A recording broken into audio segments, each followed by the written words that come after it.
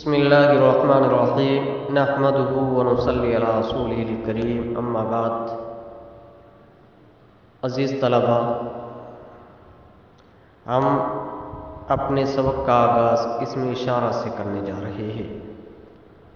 سب سے پہلے یہ بات ذہن میں رکھیں کہ اولاً جملے کی دو قسمیں ہوتی ہیں، جملہ اسمیہ، جملہ فعلیہ۔ اب ان میں سے ہر ایک کی تعریف کو اپنے ذہن کے اندر جگہ دیجیے۔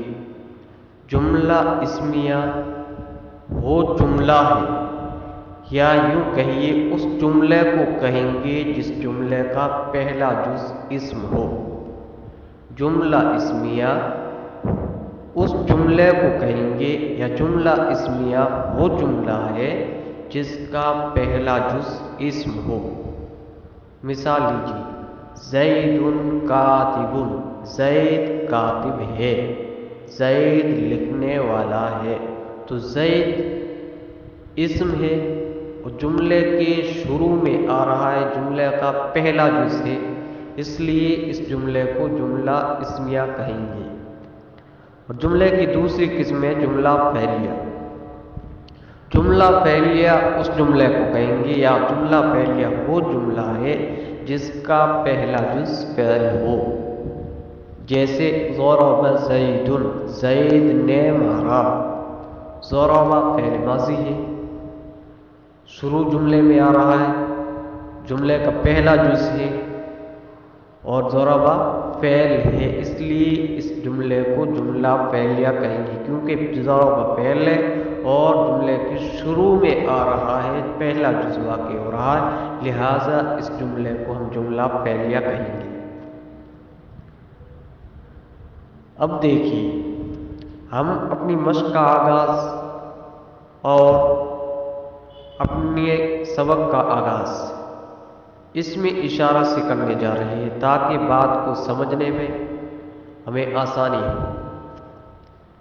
سب سے پہلے اسم اشارہ کس کو کہتے ہیں اور مشار الیہ کس کو کہتے ہیں، اس کی تعریف ہمیں یاد کرنی ہے، اس کی تعریف کو یاد کرنا ہے۔ اسم اشارہ وہ اسم ہے جس کے ذریعے کسی چیز کی طرف اشارہ کیا جائے۔ اسم اشارہ وہ اسم ہے جس کے ذریعے کسی چیز کی طرف اشارہ کیا جائے۔ مشار الیہ وہ اسم ہے جس کی طرف اشارہ کیا جائے۔ سمجھ میں آئے؟ اسم اشارہ تو اس اسم کو کہیں گے جس اسم کے ذریعے کسی چیز کی طرف اشارہ کیا جائے، اور مشار الیہ وہ اسم ہے یا اس اسم کو کہیں گے جس کی طرف اشارہ کیا جائے۔ اسم اشارہ کے لیے ھذا، ذالک، ھذہ، تلک یہ استعمال ہوتے ہیں۔ ھذا کس کے لیے، ذالک کس کے لیے، ھذہ کس کے لیے، تلک کس کے لیے؟ سمجھیے، ھذا اسم اشارہ مذکر قریب کے لیے، ایک چیز ہے، قریب ہے، مذکر ہے، تو اس کی طرف اگر اشارہ کرنا ہے تو ہم ھذا کہیں گے۔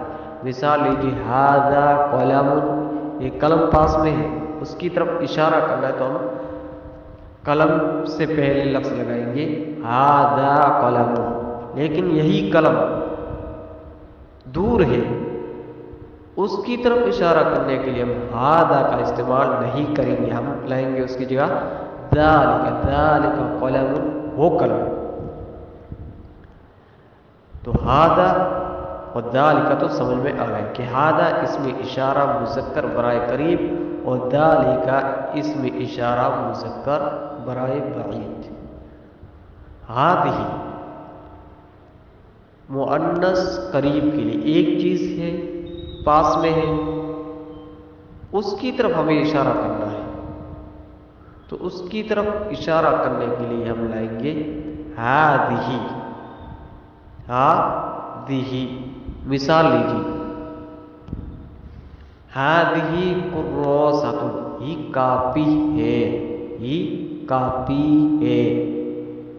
لیکن یہی کاپی اگر دور میں ہے اور اس کاپی کی طرف ہمیں اشارہ کرنا ہے، اس کاپی کو بتانا مقصود ہے، تو ہم اس کاپی کی طرف اشارہ کرنے کے لیے ہادھی کا استعمال نہیں کریں گے، بلکہ ہادھی کی جگہ تل کا لگائیں گے، ہادھی کی جگہ تل کا، جیسے تل کا کراسۃ، وہ کاپی ہے۔ ایک بات ذہن میں رکھیے جو بہت اہم بات ہے، ہذا، ہذہ، ذالک اور تلک، ان کے بعد آنے والے لفظ پر اگر الف لام داخل نہ ہو تو اس کے ترجمے کے آخر میں لفظ ہے آئے گا۔ ہذا، ہذہ، ذالک اور تلک کے بعد آنے والے لفظ پر اگر الف لام داخل نہ ہو تو اس کے ترجمے کے آخر میں لفظ ہے آئے گا۔ مثال لیجیے، ھذا قلم، یہ قلم ہے، ھذا کتاب، یہ کتاب ہے، تلک سبورۃ، وہ تختہ سیاہ ہے۔ لیکن یہی ھذا آ رہا ہے، ہذہ آ رہا ہے، ذالک آ رہا ہے اور تلک آ رہا ہے، لیکن ساتھ ساتھ میں الف لام داخل ہے۔ ھذہ الکراسۃ، ھذا الکتاب، تو اس کا ترجمہ ہم بغیر ہے کے کریں گے، سے ھذا الکتاب، یہ کتاب، اگر صرف ھذا کتاب آتا، الف لام نہیں آتا تو ترجمہ ہم کرتے ھذا کتاب، یہ کتاب ہے، لیکن الف لام آ گیا، ھذا کے بعد الف لام آ گیا، ھذا الکتاب، اس لیے اب اس کا ترجمہ ہم کریں گے یہ کتاب۔ ذالک الولد، ذالک، اس کے بعد میں الف لام آ رہا ہے، لہذا اس کا ترجمہ ہم کریں گے وہ لڑکا۔ تو ان مثالوں میں آپ نے دیکھا اور آپ نے سمجھا کہ اس میں اشارہ کے بعد جہاں الف لام ہے اس کے ترجمے میں لفظ ہے نہیں لگا ہے، اور جن مثالوں میں الف لام نہیں ہے اس کے ترجمے میں لفظ ہے موجود ہے۔ تو ان قواعد کو اپنے ذہن کے اندر رکھ کر اس جیسے اور جملے بنائیے اور ان کی مشق کیجیے، اور اس میں اشارہ، مشار الیہ، جملہ اسمیہ اور جملہ فعلیہ کس کو کہتے ہیں یہ تعریف یاد کیجیے۔ اس کے بعد آگے کا سبق انشاءاللہ اب کل کے لیے چھوڑتے ہیں۔ Thanks for watching. Don't forget to like, comment, share and subscribe to Al Wahid channel.